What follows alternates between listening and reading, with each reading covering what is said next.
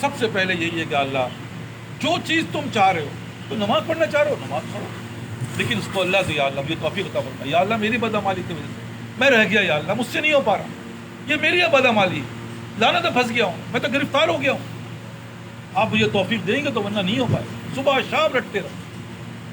دوسری کیا؟ وہ صحبت، کیونکہ صحبت ہی بنائے گی، صحبت کے بنے بغیر نہیں ہوگا۔ جس کو اللہ فضل فرمایا اس کو صحبت عطا فرماتے ہیں۔ تیسری چیز جیسے میں نے عرض کیا، دو چیز، یہ آج شکر ہے جب تمہارا کوئی ٹارگٹ ہی نہیں ہے، ٹارگٹ بناؤ گے نا اول سب میں آنے کا، نہیں آئے یا اللہ یہ تو رہ گیا، یا اللہ میں آج محروم ہوں، تو خدا کی قسم جس کا میں اکثر مثالیں دیتا ہوں کہ دنیا کے اندر بادشاہت میں یہی ہوتا ہے، فوج کے اندر ایسے ہی ہے، جتنے بھی نظام ہیں لڑنے والے وہ ایسے ہی ہیں کہ سب سے آگے پیادے ہوتے ہیں۔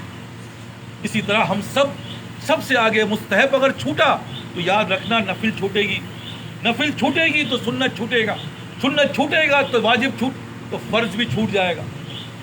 لیکن جس نے اپنے مستحب کا خیال رکھا، جس نے اللہ تعالیٰ کے ان نوافل کا خیال رکھا، یہی چھوٹ گیا، اگر میں اول سب سے پیچھے آ گیا اس کا مطلب گڑبڑ ہو گئی، اسی میں روئے گا تو وہاں تک معاملہ نہیں پہنچے گا، ورنہ میں نے عرض کیا کہ آہستہ آہستہ سب ختم۔ اور یہی کہو کہ حضرت آج ایسا ہو گیا ہم کچھ اور دیکھ رہے ہیں، یار یہ تو گیا، اب ایک چیز چھوٹی ہے اس کا مطلب چھوٹتی چلی جائے، اور ایسے ہی ہوتا ہے۔ جو بس سب پہ نمازی تھے آج پیچھے سب پہ نظر آتے ہیں، کہتے ہیں یار وہ تو پیچھے کھڑا ہوا ہے، یہ تو اول سب پہ تھا، یہ کہاں چلا گیا؟ کیا چلا گیا؟ اس کو خود گیا نہیں، اللہ کی لعنت کی وجہ سے اس کو وہاں پہنچا دیا گیا۔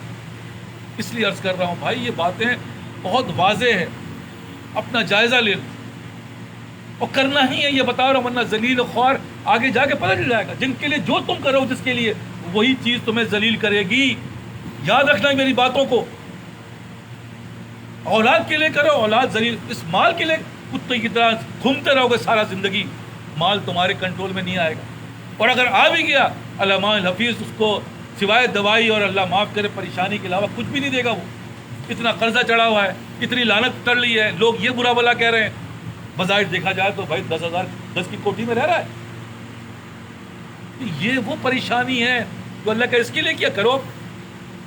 اسی لیے عرض کر رہا ہوں، یہ نظام ہے اللہ کا، یہ فارمولہ ہے، اللہ کے اگینسٹ میں کسی کو کھڑا نہیں کرنا، اللہ کے لیے کسی کو مت چھوڑنا، اللہ کو مت چھوڑنا کسی کے لیے، ورنہ وہی تمہارا دشمن ہوگا۔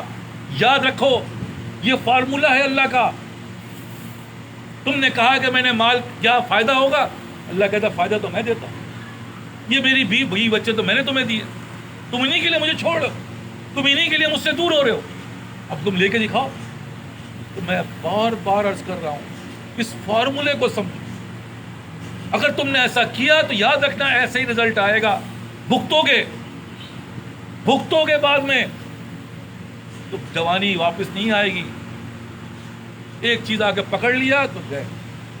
اس لیے عرض کر رہا ہوں وقت بہت کم رہ گیا ہے اور کرنا ہے بہت کچھ، اس لیے سب سے پہلے یہ ہے کہ بھائی 3 چیزیں جیسے میں نے بتائی، اللہ سے مانگنا ہے، چلتے پھرتے جس چیز کی تمہیں فکر ہوتی ہے مانگتے ہو نا، یا اللہ مال دے دیا، قرضہ اتار دیا، صبح سے لے کے رات تک اس لعنت پہ لگے ہوئے، کبھی یہ بھی تو مانگو، یا اللہ مجھے فجر کی توفیق عطا فرمائیے، مجھے جماعت کی توفیق عطا فرمائیے، مجھے اول وقت کی سب کی توفیق عطا فرمائیے۔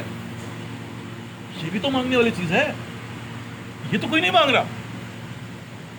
کیا مانگ رہے ہیں صاحب؟ حضرت دعا فرما دے مسئلے حل ہو جائیں، دعا فرما دے امتحان پاس ہو جا رہے۔ بھائی جو کرنے والا ہے اس سے تعلق بناؤ۔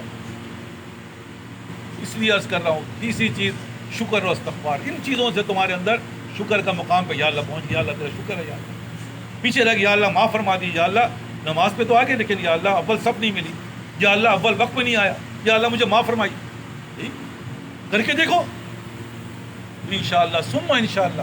یہ سب تجربات کی بات